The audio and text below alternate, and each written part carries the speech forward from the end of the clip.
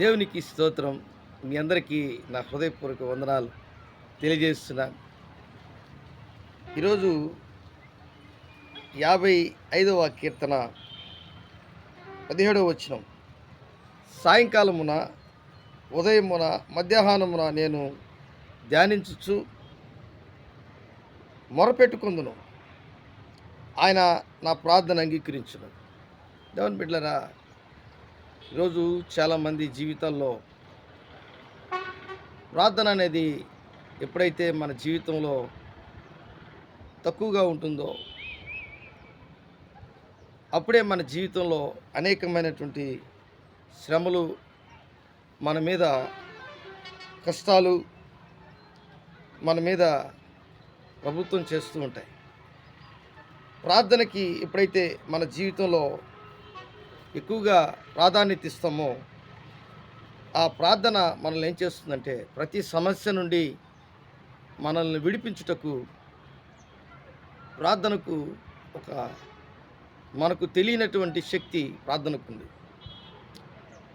వ్యక్తి ఏమో నువ్వే, ఆ వ్యక్తి దేవునికి మొరపెడుతున్నటువంటి వ్యక్తి అయితే, ఆ వ్యక్తి ప్రార్థన చేస్తున్నటువంటి వ్యక్తి అయితే, ఆ వ్యక్తిలో ప్రార్థన ఆత్మ కలిగినటువంటి వ్యక్తి అయితే, ఆ వ్యక్తి ప్రార్థనా శక్తి కలిగినటువంటి వ్యక్తి అయితే, ఇలాగా మనం ఎన్నిసార్లు చెప్పుకున్నా ప్రార్థన చేసే వ్యక్తి దేవుని యొక్క బలము కలిగినటువంటి వ్యక్తిగా ఉంటాడు.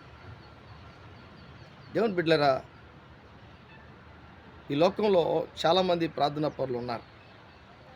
సమూయేలు కానీ, ఇర్మియా కానీ, సంసోను కానీ, దావీదు కానీ, ఎవరైనా సరే, అబ్రహాము కానీ, యాకోబు కానీ, ఎవరైనా సరే వారికి సమస్యలు వచ్చినప్పుడు వారు చేసినటువంటి పని ఏంటంటే ప్రార్థన.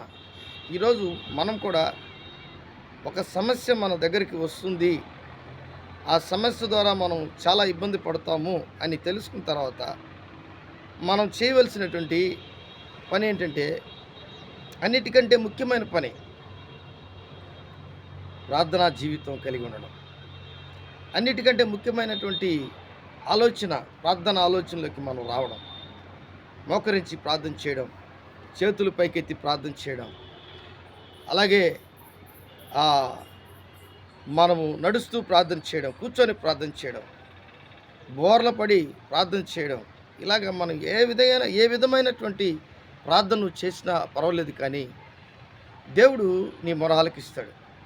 అందుకే దావీదు జీవితంలో సాయంకాలమున, ఉదయమున, మధ్యాహ్నమున నేను ధ్యానించుచు మొరపెట్టుకొందును. ఆయన నా ప్రార్థన ఆలకించును, నా ప్రార్థన ఆలకించును. కాబట్టి నీ ప్రార్థన జవాబు. దానియేలు అయితే ఆయన జీవితంలో రాజుకి కల వచ్చింది, ఆ కల మర్చిపోయాడు. అయితే ఆ కళ దేశంలో ఉన్నటువంటి వారందరూ కూడా ఆ కళ చెప్పలేకపోయారు, ఆ కళ భావం చెప్పలేకపోయారు. అయితే దానియేలు ప్రార్థనాపరుడు. ఇది చాలా ముఖ్యమైనటువంటి విషయం. దానియేలు జీవితంలో ప్రార్థన ఆత్మ కలిగినటువంటి, దేవుని యొక్క శక్తి కలిగినటువంటి వ్యక్తి. దేవతల వంటి వాడని రాజే ఆ దానియేలుని అన్నాడు. కాబట్టి దానియేలుకి దేవుడు దర్శన రూపములోను, కళ రూపములోను దేవుడు అవన్నీ కూడా ప్రార్థన ద్వారా చూపించాడు. దేవుని బిడ్డలారా, ఇది చాలా ముఖ్యమైనటువంటి విషయం. ఐగుప్తులో యోసేపు కూడా ఫరో యొక్క కళ గురించి ఆయన వివరించి, ఆయన ఐగుప్తులో ఒక గొప్ప ప్రధానమంత్రిలాగా, ప్రైమ్ మినిస్టర్ లాగా అతని జీవితం మారిపోయింది. ఫరో తర్వాత అతను అధికారం కలిగినటువంటి వ్యక్తిగా మార్చబడ్డాడు. కారణం ఏంటంటే ప్రార్థనలో ఉన్నటువంటి శక్తి. ఈరోజు నీ జీవితంలో కూడా, నా జీవితంలో కూడా మనం ప్రార్థన చేయడం నేర్చుకోవడం. ప్రార్థన ఒక ఆయుధం. ప్రార్థన అనేది మన జీవితంలో ఒక ఆయుధంలాగా పనిచేస్తుంది. ప్రార్థన అనేది నువ్వు ఎప్పుడైతే ఒక పనిలాగా దాన్ని ఒక డ్యూటీలాగా, ఈరోజు చాలామంది డ్యూటీకి వెళ్ళి ఒక 6 అవర్స్ 7 అవర్స్ 8 అవర్స్ 16 అవర్స్ కొంతమంది వాళ్ళు ఉద్యోగం చేస్తూ ఉంటారు. కానీ వారు డ్యూటీ చేస్తున్నప్పుడు ఎన్నో వారి జీవితంలో మదిలో మెదులుతూ ఉంటాయి. కానీ ప్రార్థన చేయడం వలన మనం అందరము కూడా దేవునికి దగ్గర అవడం, సన్నిహితముగా మార్చబడ్డం, ఆయనకు ఉద్దేశాలు మనకు తెలియపరచబడ్డం, ఇవన్నీ కూడా దేవుడు తెలియపరుస్తూ ఉంటాడు.